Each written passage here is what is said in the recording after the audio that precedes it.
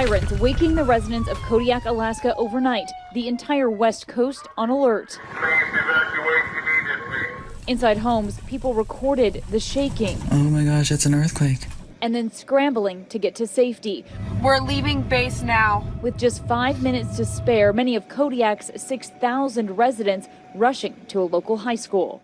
Despite the quake's 7.9 magnitude, the seventh largest ever recorded near Alaska. Now, this isn't the only large earthquake to strike, but it is the most significant to strike the area in many years' time. And I would like to point out, this is going to reach down into the United States, down onto the West Coast, down into the Midwest over the course of the next 7 to 10 days.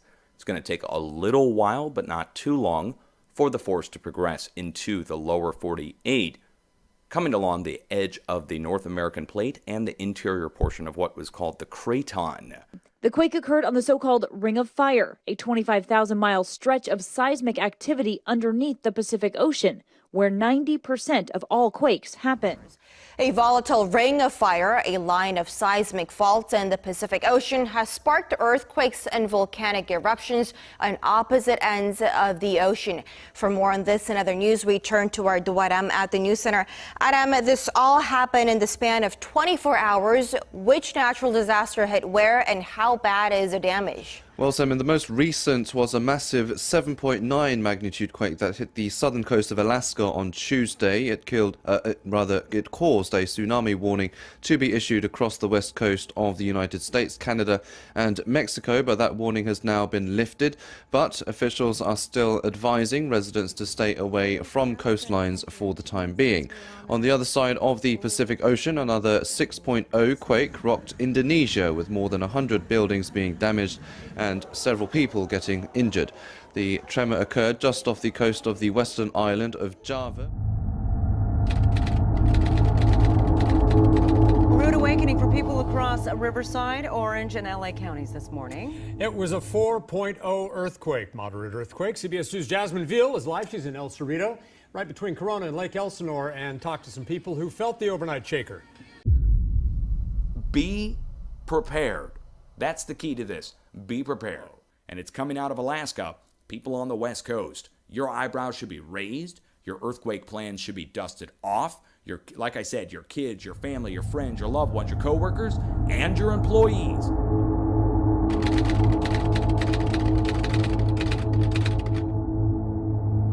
With its majestic and world-class beaches, Cape Town brings in more than 1.5 million tourists a year. Cape Town could run out of water by April as it endures its worst drought in a century. Normally I would be completely underwater standing here, but if you look back, you can see the dam levels are critically low, sitting at less than 20%. And this is one of Cape Town's main sources of water, a source that could run completely dry within a matter of weeks. Surrounded by beautiful stretches of ocean, it's hard to believe Cape Town could become the first major city in the world to run out of water. Only use the daily allocated amount per person per day. Ominously named Day Zero, April 21st is when the taps will be turned off. 3 years of successive drought have devastated the city's water supplies. The local government has brought in severe restrictions, forcing people to look for alternative supplies like this natural spring tapped for public use.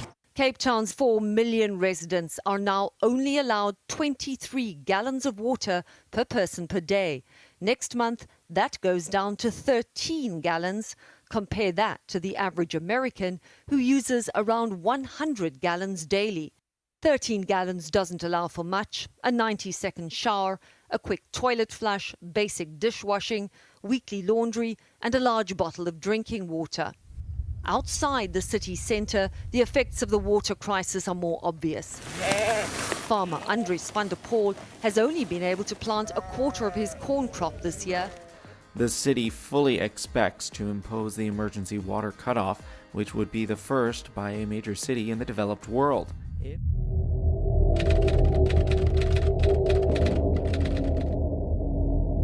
For Persistent rain in Paris has caused the River Seine to burst its banks. The river runs through the center of Paris, and the overflow of water is causing chaos. The city's transport network came to a halt Wednesday, January 24th, as water flooded onto roads and train tracks, and river traffic was suspended. People who live in houseboats are being advised to move out. According to local authorities, the river's water level could pass more than 4 meters above its normal height by the weekend, with more rainfall on the way. Two of Paris's most famous museums, the Louvre and Musée d'Orsay, are reportedly planning on moving works of art into storage if the water levels increase much more.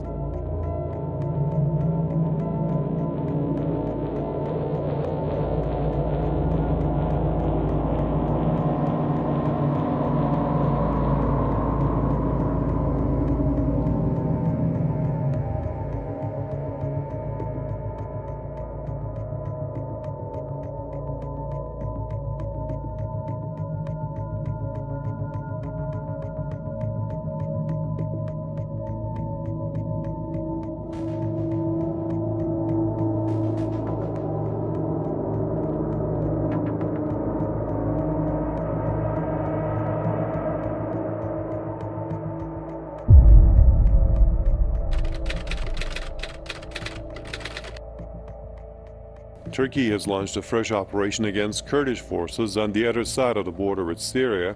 The offensive has drawn a strong reaction from the Syrian government. Damascus vehemently condemns what it calls the brutal Turkish aggression on the country's northern Afrin region, stressing that the area is an inseparable part of the Syrian territory.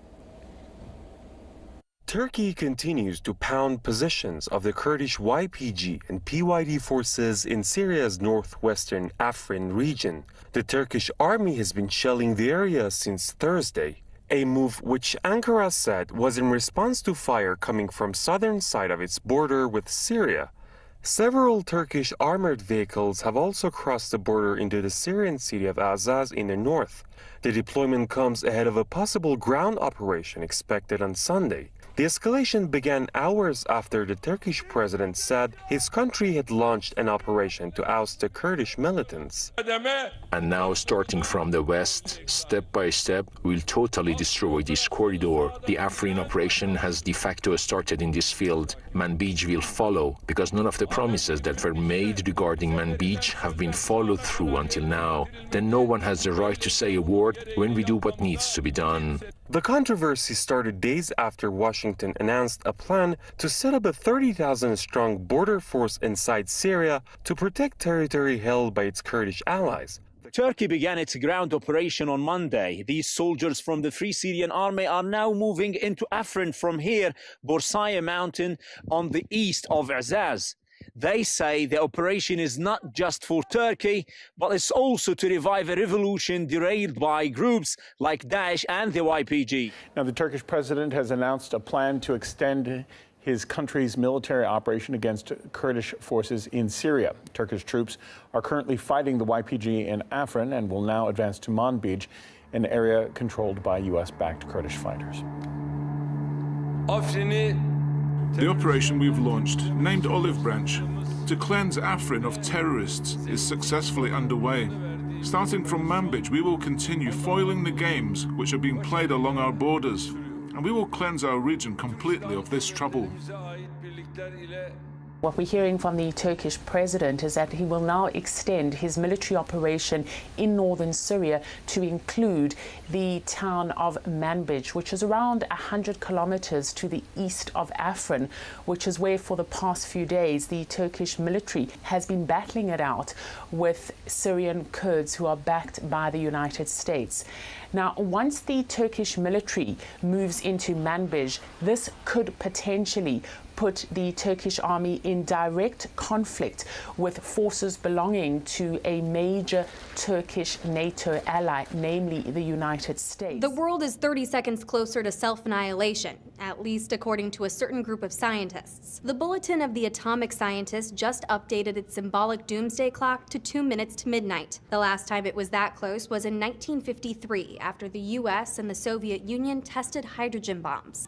The closest to midnight is now a drop draw between 2 years, 1953 and 2018. Lawrence Krauss, chair of the board of sponsors for the Bulletin of the Atomic Scientists, said, "To call the world nuclear situation dire is to understate the danger and its immediacy. We have been lucky to avoid conflict through intentional or accidental means, but recent posturing and the false alarms in Hawaii and Japan show our luck is about to run out if we don't move quickly."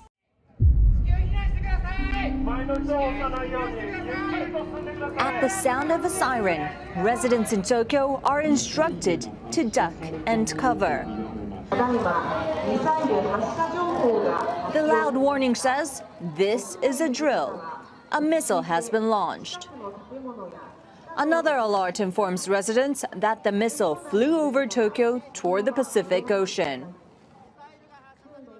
The last time Tokyo held an evacuation drill of this scale was back in World War II.